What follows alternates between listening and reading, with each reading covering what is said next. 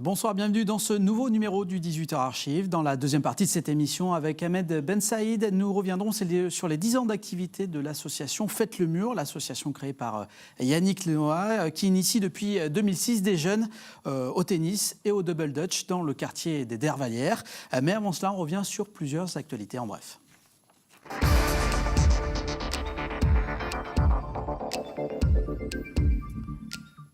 Et tout d'abord, il y a un mois, la gendarmerie de Loire-Atlantique annonçait le démantèlement d'un important réseau d'écoulement de bijoux. Des centaines de pièces étaient saisies et pour retrouver leurs propriétaires, les gendarmes lançaient un appel via la page Facebook de la gendarmerie de Loire-Atlantique. Un mois après cet appel, il a été largement entendu. Les services de la gendarmerie ont même été un peu débordés par le nombre d'appels reçus. Désormais, un véritable travail de fourmi débute. Il s'agit pour la brigade de vérifier si les propriétaires qui disent avoir perdu leurs biens, vérifier s'ils sont bien effectivement les propriétaires. Un travail d'autant plus fastidieux que ces bijoux provenaient de cambriolages réalisés un peu partout en France. Il est encore possible de se rendre sur la page Facebook de la gendarmerie de Loire-Atlantique pour identifier des bijoux. Il y a également un numéro de téléphone. Il s'agit du 02 28 24 13 56. À présent, on prend des nouvelles d'une initiative lancée en 2008, le service d'autopartage Marguerite. Il permet de louer un véhicule en libre service 24 heures sur 24 pour des déplacements généralement courts et ponctuels. 8 ans après son lancement, le service compte 36 stations implantées à Nantes avec 43 véhicules disponibles. Selon les derniers chiffres donnés par Marguerite, 950 utilisateurs sont répertoriés. Un chiffre qui peut paraître encore modeste et qui a vocation à augmenter. La société Nantes Autopartage a, pour essayer d'augmenter le nombre d'utilisateurs, lancé une application mobile. Elle a également revu ses tarifs et en 2016, 12 nouvelles stations verront le jour afin de permettre un meilleur maillage de l'agglomération. Plus d'infos sur le site internet de Marguerite, www.marguerite.com. On passe tout de suite à la partie invitée du 18h Archives.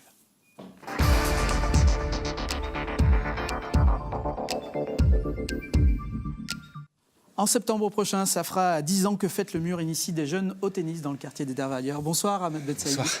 Vous êtes le responsable de Faites le Mur Nantes. On va voir que l'association depuis ses débuts a bien évolué dans les activités qu'elle propose. Mais avant ça, toute petite explication pour le grand public. Faites le Mur, qu'est-ce que c'est finalement ? Alors Faites le Mur, à la base, c'est une idée de Yannick Noah de vouloir démocratiser le tennis dans les quartiers.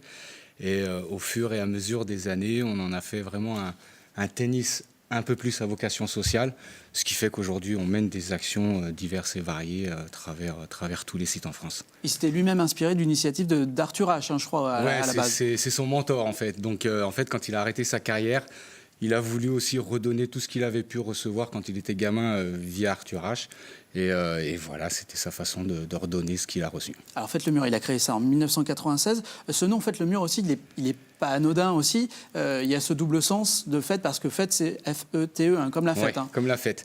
Donc en fait, pour Yannick Noah, en fait, son premier adversaire, ça a été un mur de frappe, comme beaucoup de joueurs de tennis quand on n'a pas forcément les moyens de pouvoir jouer.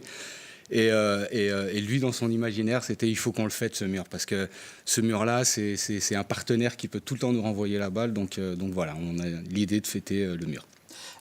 Faites le Mur s'est développé. Comment ça s'est monté à Nantes, 2006, le lancement, on le disait, c'est les 10 ans cette année. Comment ça a démarré à Nantes ? Moi, Faites le Mur, ça fait 17 ans que j'y suis. Donc moi, j'avais déjà été à la création d'un site à Chambéry. Et pour des raisons personnelles, j'ai quitté Chambéry pour venir à Nantes. Et j'avais toujours dans l'esprit de vouloir créer un autre site dans une autre ville. Et naturellement, en fait, ça s'est fait hyper naturellement. Une rencontre avec la présidente du comité départemental de tennis qui voulait monter un site sur Nantes. Et moi qui avais déjà des connexions avec les dirigeants. Ça s'est fait naturellement, quoi. On a dit, allez, bingo, à Nantes, on crée ça. Et pourquoi les Dervallières ? Ça s'est fait naturellement aussi ? Là, c'est un peu... j'ai eu carte blanche, en fait. Quand on m'a dit, Ahmed, voilà, tu sais ce que c'est qu'un site Faites le Mur, t'es sur Nantes, essaye de regarder un petit peu. J'avais le choix d'aller sur Malakoff, sur Bellevue, mais le site, quand j'ai croisé le site qu'il y a sur les Dervallières, qui est magnifique, qui est en plein milieu du quartier. On est dans le parc de la Chésine. Hein, voilà, exactement. J'ai dit, mais c'est magnifique, c'est magique, donc pourquoi pas là. Alors Yannick Noah a lancé cette initiative, vous l'avez relayée sur Nantes. Il est le parrain d'une trentaine d'associations en local environ maintenant, dans toute la France. Et il vient régulièrement rendre visite à ces associations locales. C'était le cas en janvier 2011. On avait réalisé un petit reportage, on le regarde et puis on en parle juste après. Ça nous rajeunit pas. Il fait pas stresser, C'est juste un peu le monde qui regarde en fait. C'est surtout si on sneak, c'est voilà quoi. Samedi au gymnase des Dervalières, Wilfried avait quelques raisons de stresser. Son adversaire du jour se nomme Yannick Noah, venu taper la balle entre 2 concerts au Zénith. De quoi faire perdre un peu de son tennis aux jeunes Nantais. On a réussi à faire, à faire les coups comme un peu en fait. Je sais pas, j'ai un peu calé. Mais bon, ça va revenir. Comme Wilfried, ils sont une centaine à pratiquer le tennis grâce à l'association Faites le Mur. Quelques balles échangées, quelques conseils prodigués, l'effet Noah est immédiat. Il m'a dit que c'était bien et que je devais continuer comme ça. Ça me fait du bien. Vous voyez par vous-même, je pense que la salle en dit beaucoup, il y a beaucoup de monde, il y a beaucoup de mamans bénévoles aussi et ouais, ça marche bien. Voilà 5 ans que le chanteur tennisman a lancé l'antenne nantaise de son association aux Dervalières et le succès est au rendez-vous. C'était le défi de Yannick Noah de prouver qu'on pouvait démocratiser ce sport. Je crois que le défi a été relevé. Rien n'est gagné, il faut consolider le travail qui a été fait. On partage le même rêve avec les éducateurs, avec tous ces bénévoles, c'est d'aider un petit peu ces mômes. Voilà, et quand on voit que ça fonctionne, c'est un vrai plaisir. Depuis peu, l'association propose même des ateliers double dutch et de gymnastique volontaire. En juillet prochain, Yannick Noah sera de retour aux Dervalières à l'occasion du tournoi national Faites le Mur. Et cette fois, promis, tout le monde aura son autographe. On voit avec le sourire, c'est des chouettes souvenirs à chaque fois. Ouais, parce que voilà, moi c'est pour ça que je fais ça depuis maintenant 25 ans et dont 17 à Faites le Mur. Et ouais, c'est pour vivre ces moments-là qu'on fait ça, quoi. Parce qu'avoir un parrain comme Yannick Noah, qui, on le voit, mouille le maillot, il n'est pas simplement là pour... quand il vient, c'est une vraie fête, on le voit. C'est quand même un parrain extraordinaire. En fait, il a ce don de nous redonner de l'énergie dans ce qu'on fait, parce que voilà, le monde associatif, des fois, il y a des coups de mou et tout, et il a cette force et cette énergie de nous redonner... confiance en nous et de nous dire allez, il faut continuer à y aller parce que lui est toujours là, quoi. Donc voilà. Alors depuis 2006, l'activité s'est développée. Vous avez démarré simplement avec le tennis, mais depuis, on le voyait d'ailleurs dans le reportage, il y a d'autres activités qui sont venues se greffer. Oui, et il y en a encore d'autres nouvelles qui se sont greffées depuis le reportage qui a été fait en 2011. Donc on a commencé par du tennis. Ensuite, pour répondre à des attentes du quartier des Dervalières, on a créé le double dutch, on a créé de la gym d'entretien. Moi, pour des raisons personnelles, j'ai toujours voulu que le tennis soit aussi accessible aux personnes handicapées. Donc, on a créé une section tennis-fauteuil. Depuis cette année, on a créé une petite section éveil sportif. Donc, ça, c'est pour les petits bouts de chou de 3-5 ans parce qu'il y a un manque au niveau sportif sur le quartier des Dervalières.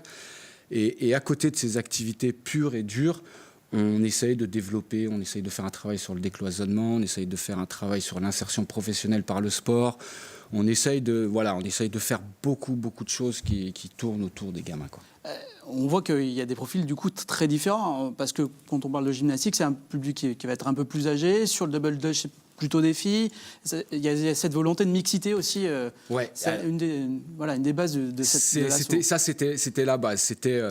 Vraiment, si je dois donner vraiment des trucs à titre personnel, c'est le tennis et le sport est un vecteur de comment dire, au niveau éducatif, ça transmet énormément de valeur. Donc en fait, c'est l'approche, c'est le sport, et autour du sport, on va y greffer beaucoup de choses. Oui, parce qu'il y a non seulement des cours, mais il y a aussi de l'accompagnement pour des jeunes qui réussissent un peu mieux, donc vers pourquoi pas aller plus haut. Il y a aussi de l'arbitrage, il y a tout ça. C'est pas simplement des cours de tennis, ça va au-delà, quoi. Non, c'est comme je dis, c'est vraiment un outil. Et il y a des gamins qui ont poursuivi dans la compétition, qui sont allés à un certain niveau, qui après se sont orientés plus vers l'encadrement et tout. On a une école d'arbitrage qui fonctionne bien au niveau national avec des arbitres sur Nantes qui aujourd'hui arbitrent au niveau international. Donc c'est royal, quoi. C'est royal.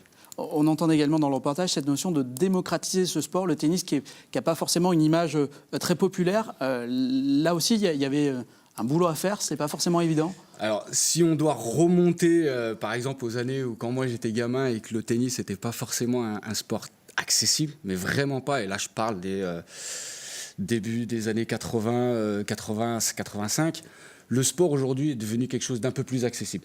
Par contre, le haut niveau, le très haut niveau, c'est quelque chose de très cher. L'accompagnement des jeunes vers la compétition, c'est très cher. Donc ça s'est démocratisé, mais ça reste encore un sport qui demande des moyens. Vous le disiez, Faites le mur, c'est du sport, hein, oui. c'est la base quand même de cette association, mais pas seulement. Vous ouvrez à de la culture, on peut se dire ça comme ça, ou du moins à de l'ouverture d'esprit, on va dire ça. Notamment l'an dernier, vous aviez lancé la première dictée des cités. Là aussi, on va voir les images, c'est un chouette moment parce qu'il y avait un monde dingue, quoi. C'est la première qu'on fait, c'est magnifique. C'est comment désacraliser la dictée, comment rendre cet exercice festif et ludique. Et l'année dernière, on a eu 220 à 250 participants. On le voit, le gymnase qui est plein, quoi. Avec des jeunes, des jeunes, des moins jeunes, 7 à 77 ans, qui venaient du quartier, de la ville, de partout. C'était extraordinaire. Et le prochain rendez-vous, alors il y aura une deuxième édition de la dictée des cités au mois de mars, mais le prochain rendez-vous, c'est le week-end prochain, 27 février, le quiz La France en question. Qu'est-ce que c'est ? Alors là, c'est l'idée d'un pote qui est justement à l'origine de la dictée des cités, qui a décidé d'en fait mettre en place une nouvelle action autour de l'histoire de la France. Et donc, il s'est beaucoup penché sur la question et il a décidé d'organiser des quiz géants. Donc que des questions qui sont en lien avec l'histoire de la France, qui seront en lien aussi avec ce qu'on fait dans l'association. Et c'est vraiment pareil que la dictée des cités, un moment festif, un moment où... C'est de créer du lien finalement. Derrière tout ça, au-delà de la forme, c'est de créer du lien finalement. Oui, il y a aussi quand même un petit message dans le thème de la France en question, c'est montrer à tous les gamins qui sont issus de quartiers qu'on est français à part entière, qu'on soit issu de l'immigration ou bien qu'on soit né ou qu'on soit... On est français à part entière, il n'y a pas de question à se poser, quoi. Les gamins qui sont nés en France, qui grandissent en France, moi je suis né en France, j'ai grandi en France, j'ai fait toutes mes classes en France, je ne me pose pas la question de savoir, même si j'ai une double culture, je ne me pose pas la question de savoir si je suis français ou pas, je suis français. Et par ce mode-là, ça permet d'en discuter déjà, voilà. D'en discuter, parce que voilà, je ne sais pas si les gamins aujourd'hui ont toutes les notions sur l'histoire de la France. Et donc voilà, sous forme de jeu, ça peut être marrant. Quand vous replongez 10 ans en arrière, vous dites qu'il y a un sacré chemin qui a été fait. Au niveau de l'association, il y a un sacré chemin qui a été fait. Après, si je dois me situer en tant que citoyen, il y a encore énormément de travail à faire. Parce que parfois, j'ai l'impression qu'on est revenu en arrière, quoi, et que malgré toutes les bonnes volontés qu'il peut y avoir, c'est pas en avance, on stagne et voire on recule parce que je vois des choses qui se passent, et pas que à Nantes, hein, dans d'autres quartiers. Hein. Moi, j'ai l'opportunité de pouvoir visiter plein d'autres quartiers, d'aller travailler dans plein d'autres quartiers. Il y a encore énormément de travail à faire, énormément de travail. Ça veut dire qu'il faudrait plus de moyens, multiplier ce genre d'initiative. C'est toujours le nerf de la guerre. Le nerf de la guerre, c'est les moyens, parce que des idées, on en a plein. Moi, des projets d'éducation à la citoyenneté, d'éducation à la notion de république, de projets autour d'éducation aux médias. Voilà, là, on est sur des projets d'insertion professionnelle par le sport. Des idées, moi, tous les jours, je peux en avoir, mais après, voilà, ça demande énormément de moyens, ça demande des locaux, ça demande des moyens humains, mais aussi financiers, et c'est le nerf de la guerre. C'est beaucoup les finances. Il nous reste quelques secondes. Yannick Noah, prochaine visite, est-ce que c'est déjà programmé ? Il viendra pour les 10 ans ? Alors, je suis en train de on est en train de se poser la question de savoir quand est-ce qu'on va organiser un gros événement pour les 10 ans. J'aurais tendance à dire oui. Oui, Yannick sera certainement là pour les 10 ans de Faites le mur. Merci beaucoup d'avoir répondu à l'invitation. Pour toutes les infos sur Faites le mur, vous avez une page Facebook qui est très bien faite, où il y a tout, qui est très réactive, et puis également le site internet. Merci beaucoup Ahmed Ben Saïd d'avoir répondu à l'invitation. C'est la fin de ce 18h Archive. Vous pouvez évidemment le revoir sur notre site internet, et on se retrouve la semaine prochaine sur Télé Nantes.